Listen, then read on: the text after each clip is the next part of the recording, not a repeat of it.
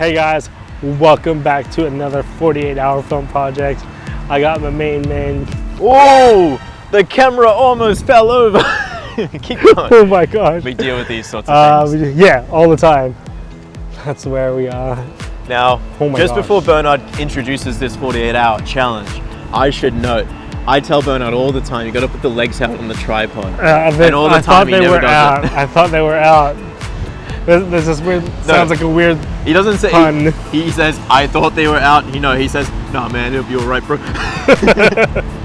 Anyways guys, we're gonna do something a little bit different today. A little bit off topic, but we are gonna enjoy this process either way. So George here, he came up with this idea that we should do a documentary.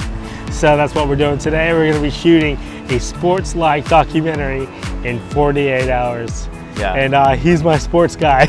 Yeah, and I'm in Lycra. He is. Stupid sexy Geordie. Okay. All right, let's go.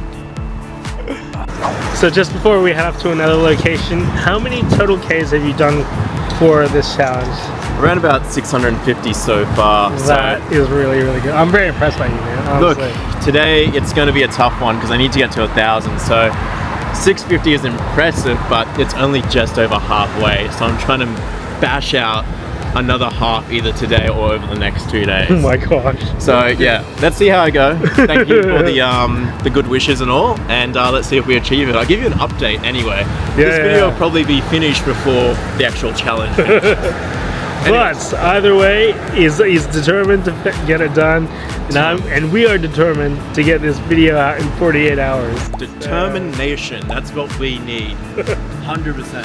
All right, I'll see you at Eat Street. Yeah, all right, I'll see you at Eat Street. Back on the horse. Bye, my love. Bye.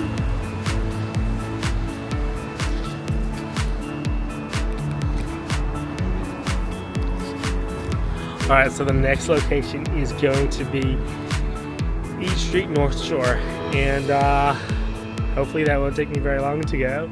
I also have to fill up petrol on the way, so on to the next. Okay guys, so I just got to the next location, and I'm not too sure how far he is, but time is now currently 9:03 a.m. and today is the 28th of September. So I basically have until Monday the 30th at 7:30 to complete this challenge. So there's all the bits of information there, but I'm currently now at the next location. I've had to move myself because the initial location where we thought we were supposed to meet, I was given a very nice nudge by security people to move along, because apparently you can't be where we were initially supposed to meet. That place opens, it's called East Street. Basically it's called East Street North Shore, and it opens at 4. And usually if you're not there for the work, to prep or whatever, you're asked nicely to move away. So I was like, I'm going. But I just want to bring about as well, like, I think it's so cool that George is really doing this challenge. Starlight Foundation and all that sort of stuff, I think is very, very cool. And 1,000 kilometers for Starlight and like the Children's Hospital and all that sort of stuff. I think it's very, very inspiring. And I never really say that about George in general, because if you really knew, you would not say that. But I love him, and I have the utmost respect for him. So, anyways, you know what I reckon would be like a really interesting challenge if I got my cruiser bike and did from my house to your house. Look, I would join you on that one. I'll bring my mamachari, my little Japanese bike that I carry Chabu around, and we can get together. It will be hell, but we can do that next month. All right. All right, where you locked yourself in. All right, I guess we're gonna go give it a try.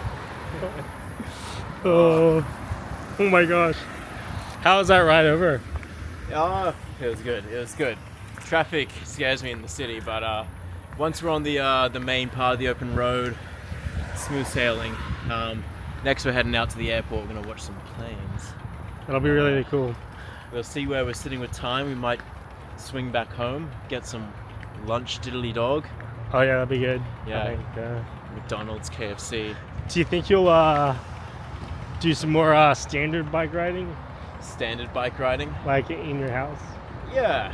I'm sure I'll get on my static trainer and do some extra Ks on that one eventually tonight. Yeah, that'd be I'm cool. actually, a bit distracted here. I'm looking at this really sick freaking park that's just Have you across never from been? me. No. It's Oh the first man, time I've it's seen so it. good. You guys can't see it, but because we can't really film the kids. But Yeah. you know. basically, it's a really, really cool park. It looks like it's made of like sort of shipping containers that have been filled with play equipment. Man, if I was a kid, look, even as an adult, that looks fun, right? Oh, it so does. Like, hold on. Oh, I don't want to be too sus. Can't really see kids too much. Hopefully not. that's pretty cool, right? It's pretty cool. Yeah, but like totally, I used to take Luna here a lot. Really? Yeah. Luna would have loved this. She Oh, probably did. still loves it. Oh, now. she still loves it. Yeah. But I that's- imagine like on a regular weekend, it probably gets really packed. Well, so far it's so good. It's like there's a little bit of parking, but it's not great. But yeah. Let's be real. I mean, you can park down there as well.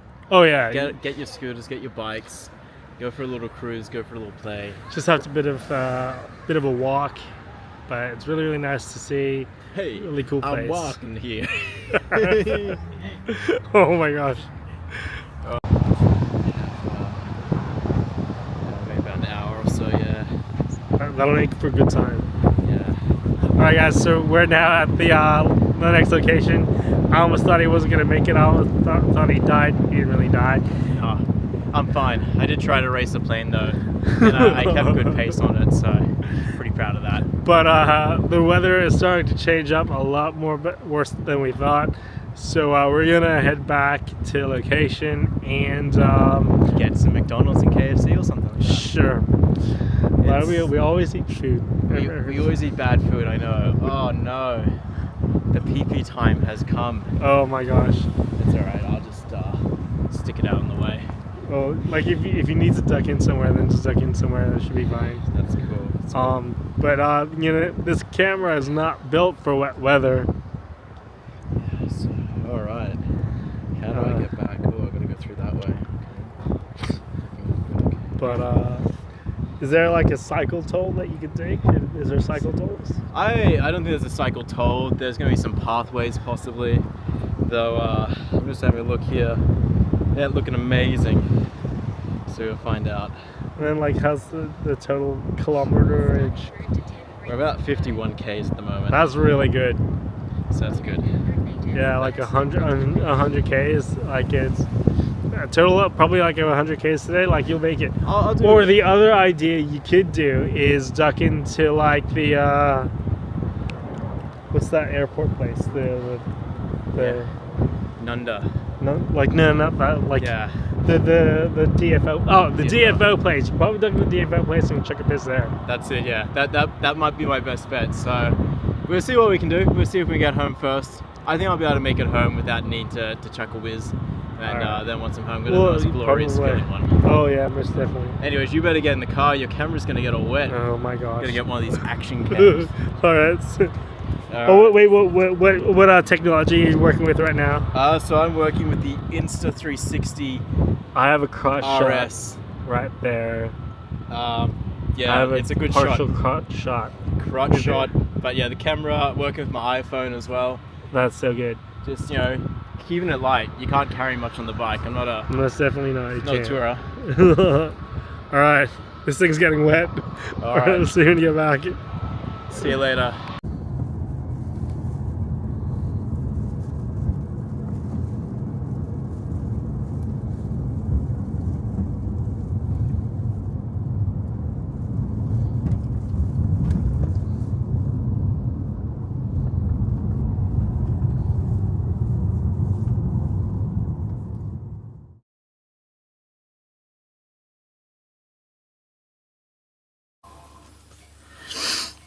Okay. Okay, guys, it is now 11 p.m. on the 29th. We are now officially finished the film. This challenge was like super tough. This morning I had to like catch up with George to get the footage. Is this really a sports documentary film? A little bit. Will I do this again? I would really love to attempt this again and just see what can happen. Anyway, guys, if you guys made it this far, please like, comment, and subscribe. We are on our way to 100 subscribers. I have a really cool idea, I think, for my 100th video. So, yeah, stay tuned for that. This is the sport documentary short film. Filmed and written and made in 48 hours, called A Starlight Ride.